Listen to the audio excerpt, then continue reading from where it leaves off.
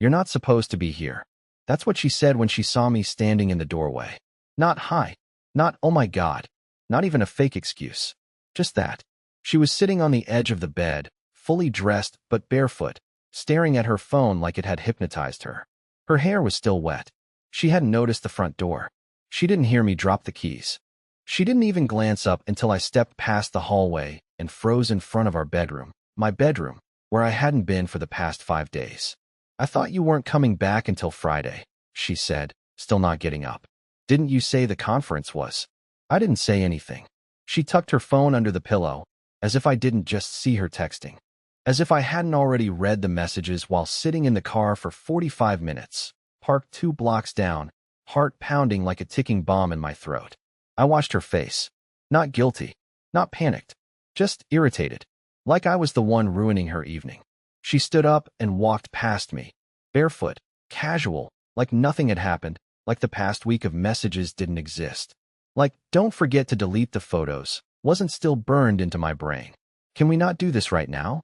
She mumbled. That's when I saw it. A second glass on the nightstand. Half full. Sweating. The bathroom door was slightly ajar. There was a hoodie on the counter. Not mine. I said quietly, whose is that? No answer. So I walked in. Slowly. Pushed the door open. Empty. But the shower was still dripping. And there was steam on the mirror. I turned back to her.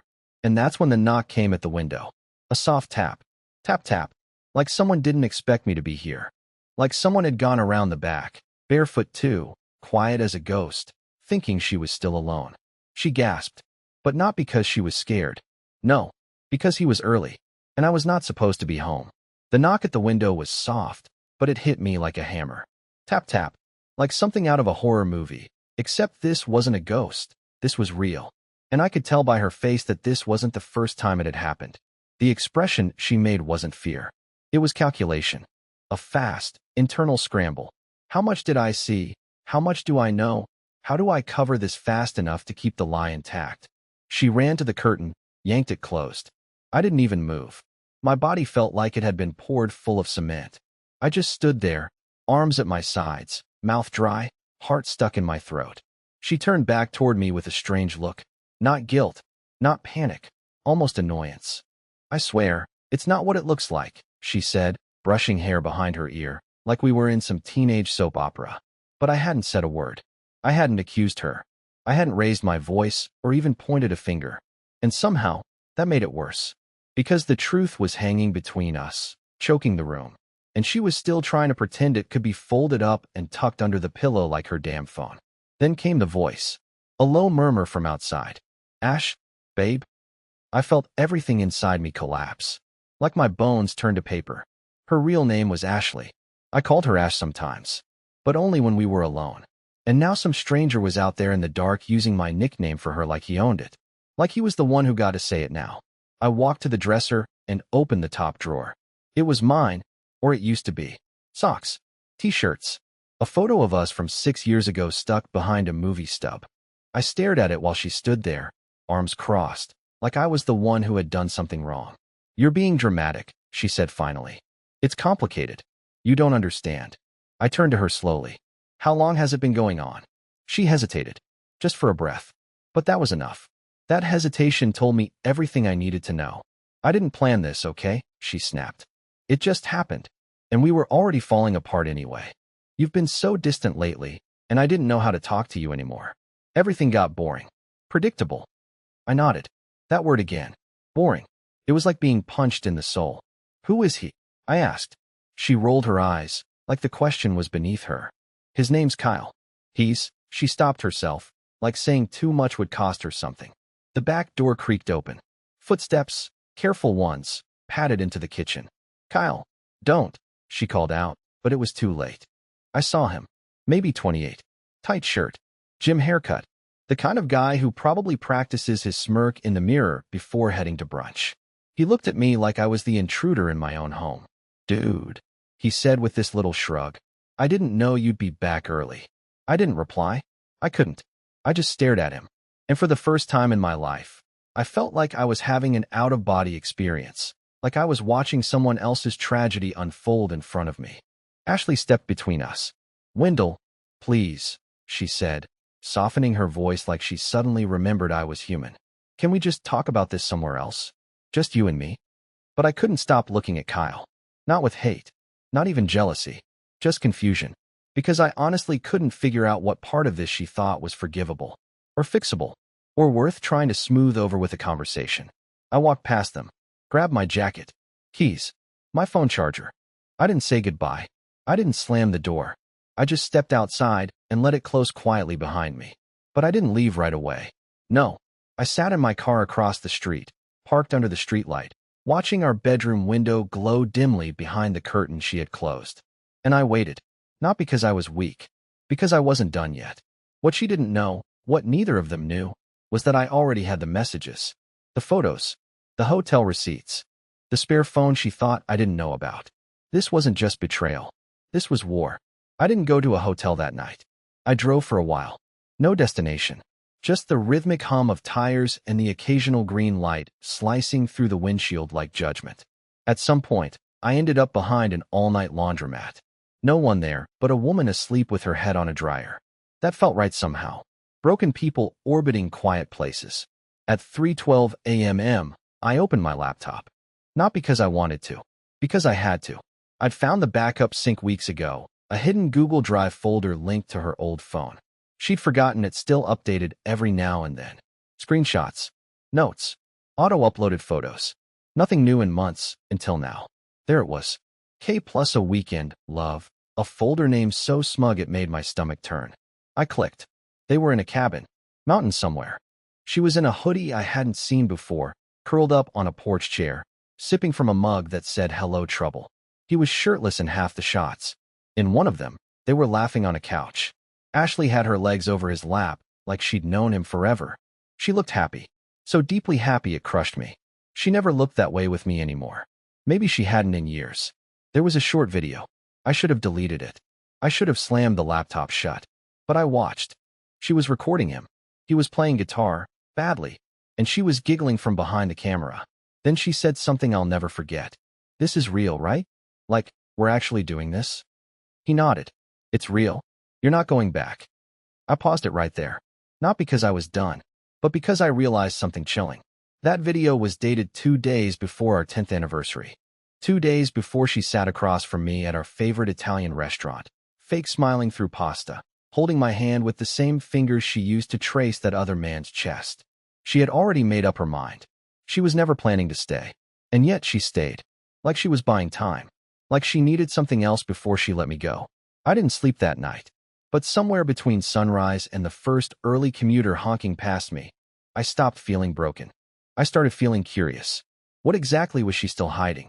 Because suddenly, it felt like this story was a lot bigger than some cheap affair. By the next morning, everything about the house felt artificial. The hallway smelled like her perfume, but it didn't feel like her anymore. The bed was made, too neatly. Her toothbrush had been replaced with a new one, still sealed in plastic. That meant he'd stayed over more than once, and she'd sanitized the details like I was too dumb or too dull to notice. I wasn't supposed to be home that day, but I came back just long enough to grab one box. Not to pack, not yet. I was playing it cool, playing it like I didn't know anything. Let her think I was still foggy, that I'd just had a rough night and didn't want to talk. She bought it easily. That scared me more than anything. She wanted me oblivious. She was used to me being predictable, but I wasn't the same man anymore. Not after seeing what I saw. While she was upstairs in the shower, I went to the one place I never used to touch, her home office drawer. I always respected her creative space, as she called it. A messy pile of receipts, journals, old planners. But now I dug through it with surgical focus. That's when I found the envelope. It was buried under a stack of handwritten notes and unopened mail. No label, just a thick manila envelope sealed with a single piece of clear tape. I opened it. Inside were scanned documents. Not copies, not printouts. Originals. And something was immediately off. The first sheet was a contract, but not one I recognized. It was addressed to someone named Ashton Green. That's not her name. Ashley's full name is Ashley Diane Mercer. I've seen her signature 1,000 times. But the one on the contract? It wasn't hers, not exactly. It looked like hers, but with a different flourish. Same handwriting, but practiced. Almost like she was getting used to signing something else. Something she wasn't supposed to. The second page was worse. It was a life insurance form. Open policy. Recently updated. With my name still listed as the primary. But hers was listed as Ashley Green. Same last name as the guy from the video. Kyle Green. That's when it hit me. This wasn't just an affair. This wasn't a fling. This was a plan. A slow erasure of me. Of my name, my place, my presence. She was folding into another identity. A new life, step by step. And I had been too dull, too trusting, too careful to see it. Until now. I closed the drawer, resealed the envelope, and left the house before she got out of the shower. She texted me 5 minutes later like nothing was wrong. You okay? You left fast. Red heart. I didn't respond. Because I had a new goal now. Not to scream. Not to fight. Not to beg. I was going to let her finish her little game. And then I was going to destroy every piece of it. I wasn't supposed to be in the house that night. She thought I was out with coworkers, grabbing drinks. That's what I let her believe. I even texted her a fake photo of a beer on the bar. Easy to find online, quick to crop. She replied with a thumbs up and one of those soulless, have-fun messages. No concern, no curiosity, just distance. But when I slipped quietly into the house 2 hours later, the lights were off and her car was still in the driveway. That surprised me.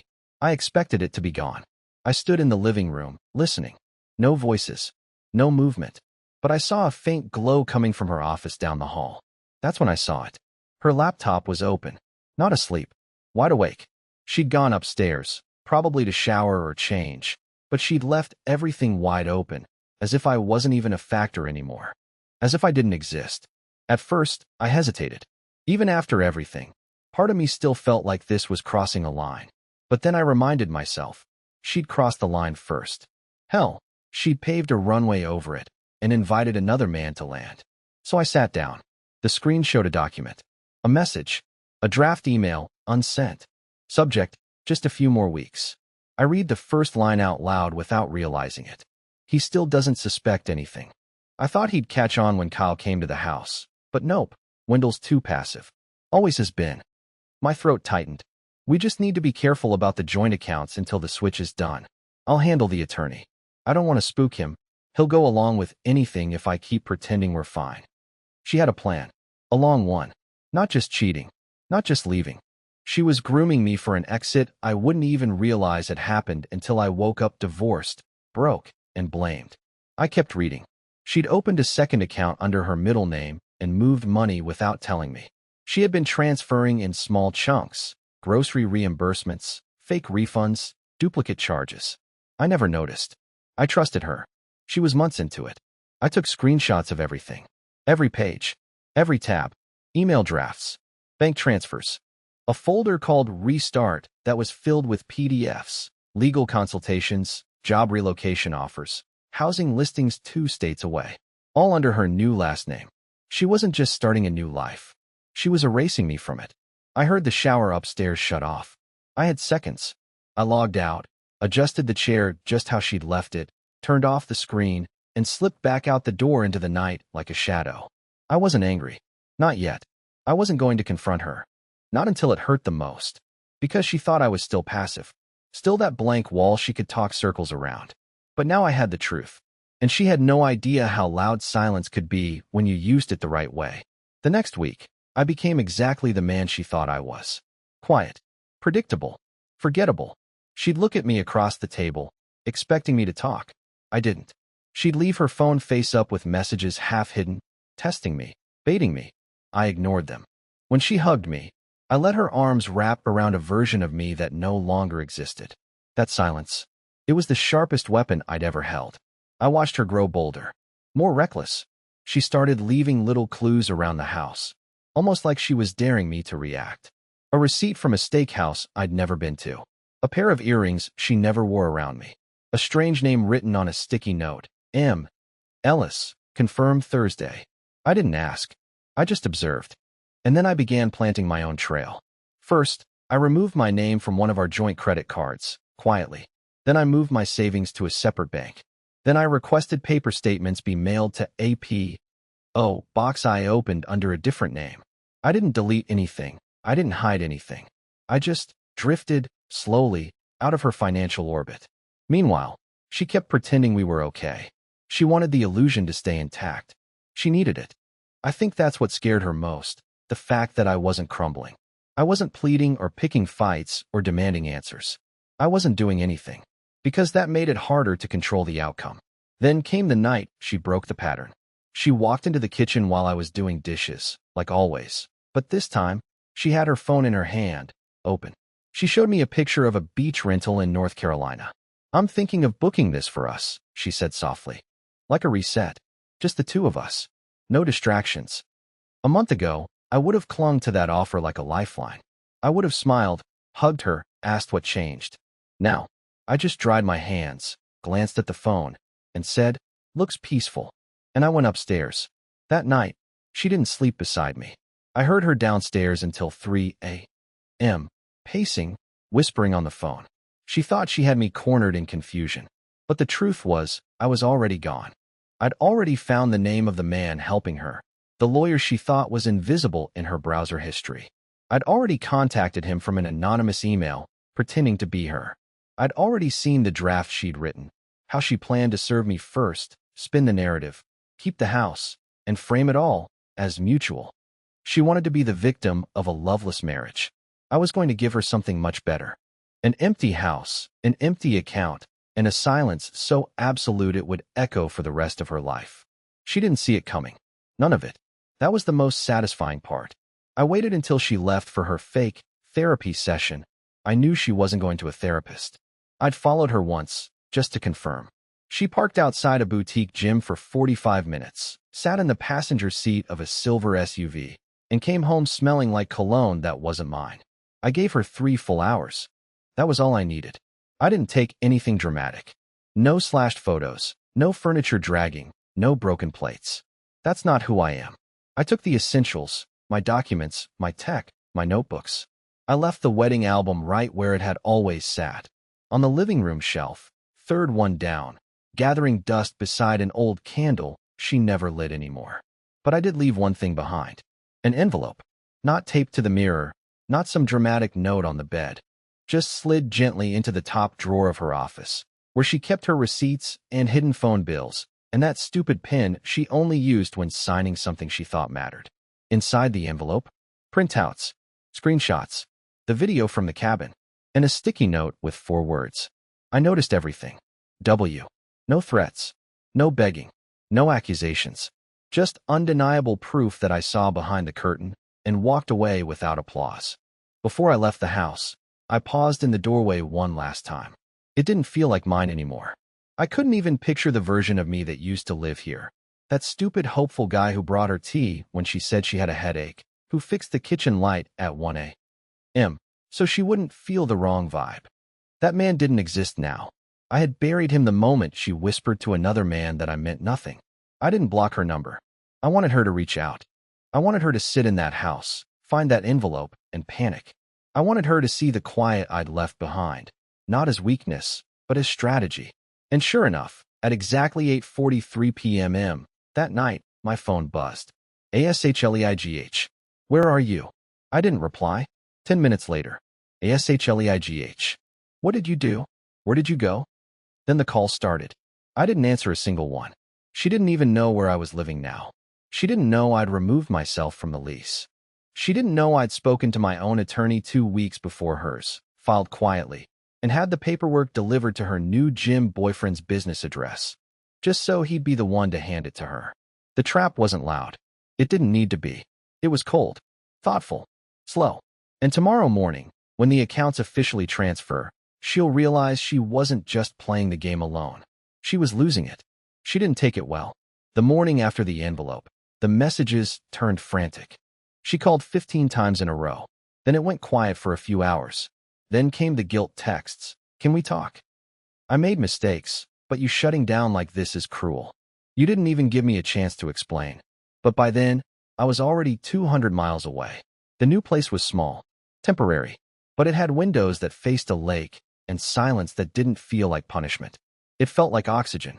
I could breathe again without waiting for the other shoe to drop, without translating every glance or pause or sigh into a coded message of what I'd done wrong that day. I didn't tell anyone where I was. I needed the stillness.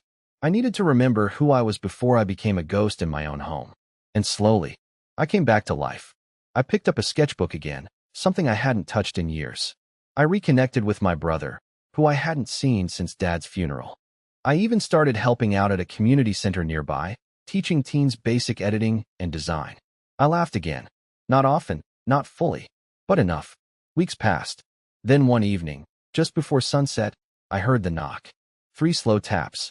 I didn't have to check the peephole. I already knew.